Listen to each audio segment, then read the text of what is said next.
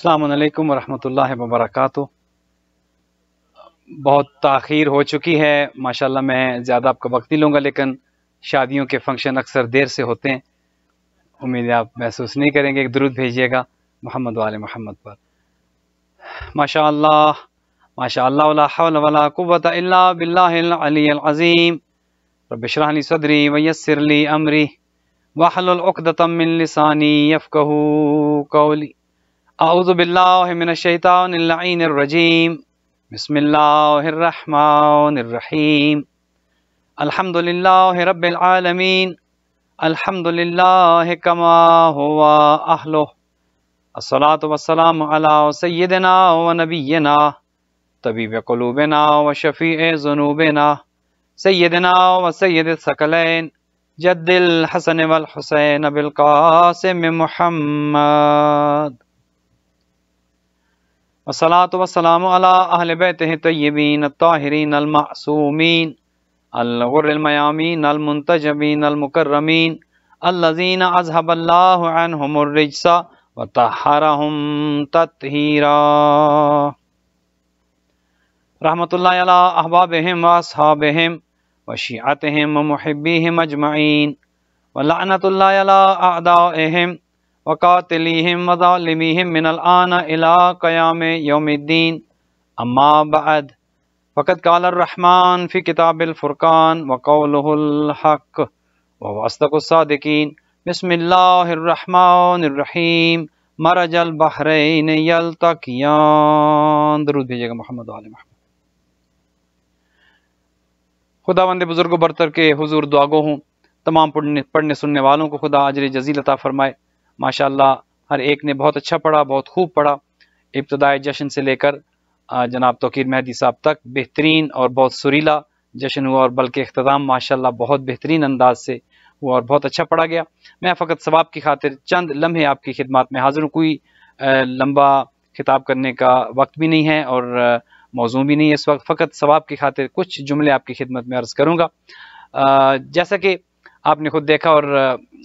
جناب ہمارے عابد صاحب نے بھی، ہمارے ہیوسٹن سے ہی ہیں، خدا ان کو بھی سلامت رکھے، انہوں نے دو روشنیوں کا ذکر کیا، تو میں بھی سوچ رہا ہوں کہ میں ذرا دو روشنیوں کا مختصر سا ذکر آپ کی خدمت میں عرض کر دوں کہ یہ دو روشنیاں جو تھیں، جو اللہ سبحانہ و تعالیٰ نے ان دونوں انوار کو ملایا، یہ دو نور جو تھے۔ لیکن تاریخ میں ایک عجب چیز ملتی ہے کہ خاتون جنت کا رشتہ مانگنے کے لیے کچھ لوگ آتے رہے، اور جو بھی آتے رہے، بعض روایات میں تو یہاں تک ملتا ہے کہ پیغمبر اکرم رحمت للعالمین کہ جو کائنات کے لیے رحمت بنا کر بھیجے گئے، کچھ لوگ جب رشتے کے لیے آئے تو حضور نے اپنا چہرے انور، رخ انور کو پھیر لیا، گویا حضور کو ان کا آنا اچھا نہیں لگتا تھا۔ اور ایک عام آدمی بھی سمجھ سکتا تھا کہ نور کا رشتہ اگر تاریکی لے کر آئے تو جوڑ ہی نہیں بنتا، تقابل ہی نہیں ہے، کوئی کف ہی نہیں بنتا، کوئی کمپیٹیبلٹی ہی نہیں ہے، چونکہ ایک طرف نور ہی نور ہے، ایک طرف روشنی ہی روشنی ہے، ایک طرف چاندنی ہی چاندنی ہے اور دوسری طرف اندھیرا ہی اندھیرا ہے۔ تو چاہیے یہ تھا کہ نور کے لیے کسی نور کا رشتہ آتا، چاہیے یہ تھا کہ نور کو نور سے ملایا جاتا، تو خدا نے کہا کہ مرج البحرین یلتقیان، یہ جو دو ٹھاٹھے مارتے سمندر تھے، یہ جو دو نور تھے، یہ جو دو روشنیاں تھیں، ہم نے ان دو روشنیوں کو، اے میرے حبیب، ہم نے ملا دیا ہے۔ اے میرے حبیب، یہ کام میں نے خود کر دیا ہے، ان دونوں انوار کو، ان دونوں روشنیوں کو، ان دونوں نور کے ٹکڑوں کو میں نے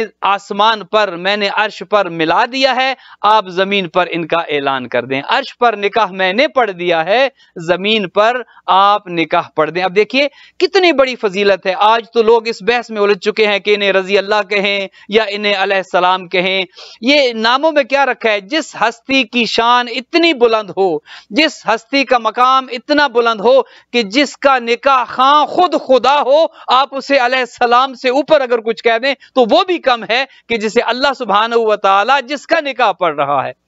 ان کی عزت، ان کی شان کیا کہنے، اور کوئی ان کے مقابلے میں بھلا آ کہاں سکتا ہے؟ ان کی عزت جو ہے وہ کم ہو نہیں سکتی۔ جنہیں فانوس حفاظت ہوا کرے، وہ شمع کیا بجھے جسے روشن خدا کرے، جسے خدا عزت دے، جنہیں خدا مرتبہ دے، جن کی شان خدا بڑھائے، کوئی انسان ان کی شان کو بھلا کیسے کم کر سکتا ہے؟ اب یہاں پر شادی کے موقع پر صورتحال یہ تھی کہ ماشاءاللہ لڑکی خاتون قیامت جیسی ہیں۔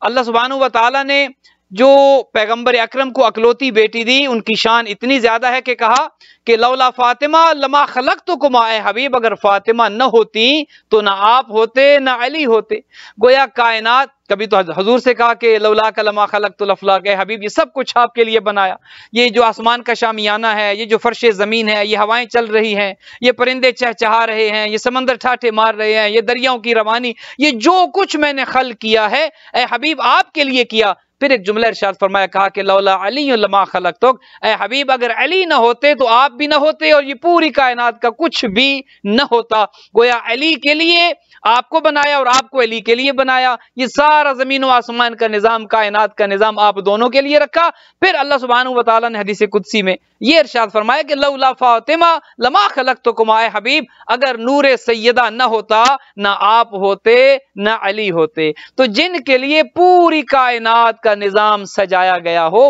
ان کی عزت کتنی بلند ہوگی۔ اب بی بی وہ ہیں، خاتون جنت وہ ہیں کہ جن کے لیے پوری کائنات گویا بنی ہے۔ اب ان کے لیے جب کف دیکھنے کا وقت آیا کہ ان کے ساتھ کمپیٹیبلٹی کیا ہے، کف کون ہے، ہم سری کون کر سکتا ہے، ان کے برابر کا کون ہے، تو اب پوری کائنات میں آپ دیکھیے کہ جس بی بی کے لیے کائنات بنی ہو اس بی بی کا ہمسر بھلا کون ہو سکتا ہے۔ پوری کائنات جس کے لیے، جس کی وجہ سے، جس کے مرہون منت ہو، اس بی بی کا کف کوئی اور نہیں ہو سکتا۔ اسی لیے فرمایا لولا علی لم یکن لفاطمہ کفن، کہ اگر علی نہ ہوتے تو فاطمہ زہرا کا روئے زمین پر کوئی کف نہ تھا،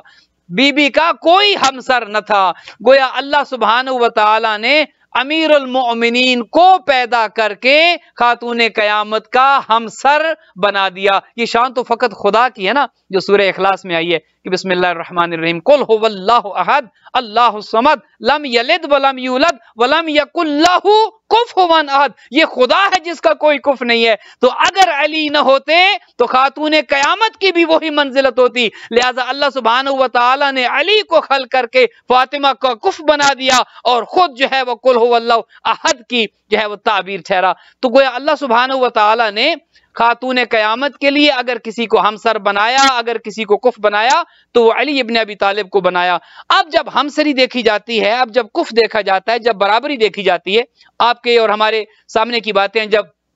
بچے بچیوں کے ہم رشتے دیکھتے ہیں تو ہم یہ دیکھتے ہیں کہ کسی اچھے گھر میں رشتہ کیا جائے، کسی بڑے گھر میں نسبت طے کی جائے۔ لڑکی ہے تو ہماری خواہش یہ ہوگی کہ لڑکا کسی بڑے گھر کا ہو، کسی اچھے گھر کا ہو، کوئی بڑی شان و شوکت والا ہو، اور اگر لڑکا ہے تو وہ اسی طرح دیکھتے ہیں۔ اب لڑکی ہے رحمت للعالمین کی، بیٹی ہے رحمت للعالمین کی، خاتون قیامت کا مقام وہ ہے کہ جن کے لیے کائنات خلق ہوئی ہے۔ اب ان کا رشتہ کہاں طے ہو، اب ان کی منزلت کہاں پر طے ہو، لہٰذا اللہ سبحانہ و تعالی نے اپنے حبیب کی یہ مشکل بھی ختم کر دی۔ گویا حضور کی زندگی ہمارے لیے سنت ہے۔ اب حضور اگر خاتون قیامت کا رشتہ کسی، چونکہ حضور سے بڑھ کر تو کوئی نہیں ہے، کائنات میں خدا ہے، خدا کے بعد رحمت للعالمین ہے، اور اس کے بعد علی ابن ابی طالب کا مقام ہے۔ ہمارا جو تشیع کا صحیح عقیدہ ہے، آج بدقسمتی سے بہت سی چیزیں گڈ مڈ ہو کے رہ گئی ہیں، کچھ ہماری طرف سے بھی کمزوریاں ہیں اور کچھ اس طرح کی صورتحال ہو چکی ہے کہ سمجھ نہیں آتی کہ ہو کیا رہا ہے۔ ہمارے عقائد کو واضح ہونا چاہیے، ہمارے عقائد تو بالکل کلسٹر کلیئر ہیں، ہمارے عقائد میں تو کوئی ذرہ برابر بھی شائبہ نہیں ہے۔ ہماری توحید ایسی ہے کہ ایسی توحید کسی کی نہیں ہے۔ عقیدہ نبوت اور رسالت جتنا شفاف ہمارے ہاں ہے کسی کے ہاں نہیں ہے، اور عقیدہ امامت و ولایت جتنا صاف ستھرا ہمارا ہے کسی اور کا نہیں ہے۔ ہمارے ہاں توحید اپنے مقام پر ہے، نبوت اپنے مقام پر ہے، اور ولایت و امامت اپنے مقام پر ہے۔ اب حضور کا مقام تو پوری کائنات میں بعد از خدا افضل ہے اور اشرف ہے، حضور کا مقام سب سے بہتر ہے، سب سے بالا ہے، اور کیوں نہ بالا ہو جس کے لیے علی ابن ابی طالب یہ کہیں کہ انا عبد من عبید محمد، میں تو آقا کے غلاموں میں سے غلام ہوں۔ وہ علی ابن ابی طالب کہ جن کی غلامی پر جبریل جیسے فرشتے ناز کریں، وہ علی کہتے ہیں کہ میں تو محمد کے غلاموں میں سے غلام ہوں۔ اب آقا کا مقام اتنا بلند ہے، رحمت للعالمین کا مقام اتنا بلند ہے، اب رشتہ دیں بیٹی کا تو کس گھر میں دیں؟ اب خود مقام اتنا ہے کہ ان سے اوپر تو خدا ہے، ان سے اوپر تو بعد از خدا بزرگ تو ہی قصہ مختصر، اب ان کے اوپر تو خدا ہے، تمام انبیاء خود ان کی سرداری میں ہیں، تمام انبیاء کے یہ خود سردار ہیں، اب رشتہ دیں تو کہاں دیں؟ اب حضور اگر تو رشتہ دیتے کسی ایسے خاندان میں کہ جو رہبری کہ اس مقام پر نہیں تھا، جو برابری کی اس منزلت پر نہیں تھا، تو گویا آج 1400 سال بعد بھی کوئی بندہ اٹھ کر کہہ سکتا تھا بھئی یہ کفر کیا؟ دیکھیے حضور نے خود رشتہ اپنی بیٹی کا ایک ایسی جگہ پر کر دیا کہ جو ان کے کفر نہیں تھے، جو ان کے ہمسر نہیں تھے، یہ تو بنو ہاشم ہیں، یہ تو رحمت للعالمین تھے، یہ تو علم میں، حلم میں، سخاوت میں، شجاعت میں، نورانیت میں، یہ تو کائنات میں سب سے افضل تھے، لیکن حضور نے اپنی بیٹی کا رشتہ کسی ایسے گھر میں دے دیا جو ان کی برابری پر نہیں تھے، تو گویا آج اعتراض ہو سکتا تھا، آج تو ویسے بہت سی چیزوں پر اعتراض ہو رہا ہے، تو آج کا ملا اس بات پر بھی اعتراض کر سکتا تھا کہ نہ کوئی ہمسری ہے، نہ کوئی کف ہونا ہے، حضور کو دیکھ لیجئے حضور نے رشتہ کہاں کر دیا۔ گویا اللہ سبحانہ و تعالی نے اس سنت رسول کو بچانے کے لیے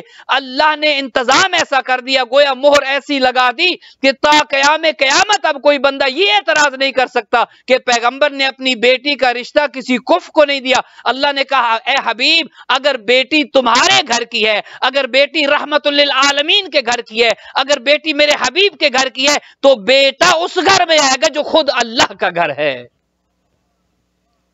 لڑکا اس گھر میں ہوگا، ابو طالب کا بیٹا اس گھر میں پیدا ہوگا، ابو طالب کا بیٹا ابو طالب کے گھر میں پیدا نہیں ہوگا، ابو طالب کا بیٹا لم یلد ولم یولد کے گھر میں پیدا ہوگا، وہ جس کا نہ باپ ہے نہ بیٹا ہے، جسے گھر کی بھی ضرورت نہیں ہے۔ شاید خدا نے گھر اس لیے بنایا ہو چونکہ گھر دو چیزیں، ایک ہے دار اور ایک ہے بیت۔ دار میں ضروری نہیں کہ رہا جائے، بیت میں ضروری یہ ہے کہ وہ بیت بنتا تب ہے، جیسے ہمارے یہاں ہاؤس اور ہوم دونوں کا ماشاءاللہ بہتر سمجھتے ہیں، ہاؤس اور ہوم کے معنی میں ظاہراً دونوں ایک جیسے ہیں لیکن دونوں میں فرق ہے۔ تو بیت کیوں کہا گیا؟ اسے بیت اللہ کیوں کہا گیا؟ اسے دار کیوں نہیں کہا گیا؟ چونکہ بیت کے لیے ضروری ہے کہ وہاں پر کوئی رہے۔ اب وہ تو لم یلد ولم یولد ہے، نہ وہ خود کہیں رہتا ہے، نہ اس کی اولاد ہے، نہ اس کا خاندان ہے، نہ اس کے جو ہے وہ کوئی ایسے ہے کہ جو اس گھر میں رہیں، لہذا اللہ سبحانہ و تعالی نے اسے بیت بنایا اور بیت میں حضرت ابو طالب کے بیٹے کی ولادت کرائی، اور بیت میں ضروری ہے کہ کوئی رہے، اس لیے حضرت فاطمہ بنت اسد کو 3 دن وہاں پر رکھا تاکہ وہ دار نہ رہے، بیت بن جائے۔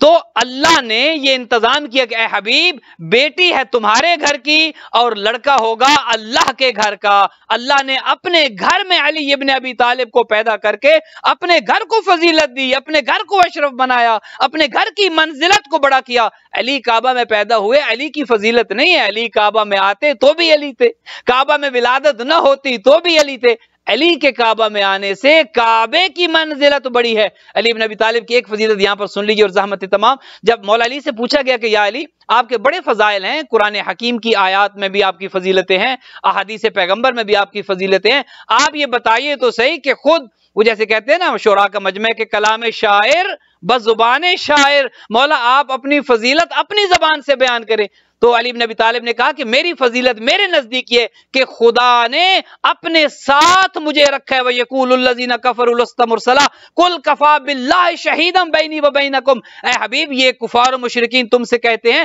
کہ اپنی رسالت پر کوئی گواہ تو پیش کریں، اپنی رسالت کا کوئی شاہد تو پیش کریں۔ اے حبیب ان سے کہہ دو میرے لیے ایک گواہ وہ ہے کہ جو خود خدا ہے اور دوسرا گواہ علی مرتضی ہے۔ تو علی بن ابی طالب یہ فرماتے تھے کہ مجھے پیغمبر نے اللہ کے حکم کے مطابق اپنی رسالت پر اللہ کے ساتھ گواہ رکھا ہے، پیغمبر کی رسالت پر ایک اللہ شاہد ہے، ایک اللہ گواہ ہے، دوسرا میری گواہی کو وہاں پر رکھا۔ تو آج نکاح اس کا ہو رہا ہے کہ جس کی گواہی رسالت پر رکھی گئی ہے۔ اب دونوں بڑے گھر ہیں، ایک رسول اللہ کا گھر ہے اور ایک اللہ کا گھر ہے، بیٹا اللہ کے گھر میں حضرت ابو طالب کا آتا ہے اور بیٹی رحمت للعالمین کی ہے۔ اب ہر باپ کی یہ خواہش ہوتی ہے کہ کسی بڑے گھر میں بیٹی کا رشتہ ہو جائے۔ ایک شعر اور اس پر آپ کی زحمتیں تمام ہو جائیں گی آج کی حد تک۔ ہر باپ کی خواہش ہوتی ہے میری بیٹی کا رشتہ کسی اچھے گھر میں ہو جائے، کسی بڑے گھر میں ہو جائے۔ تو پیغمبر کی بھی یقیناً یہ خواہش ہوگی کہ بیٹی ہے خاتون جنت، بیٹی ہے سیدۃ النساء العالمین،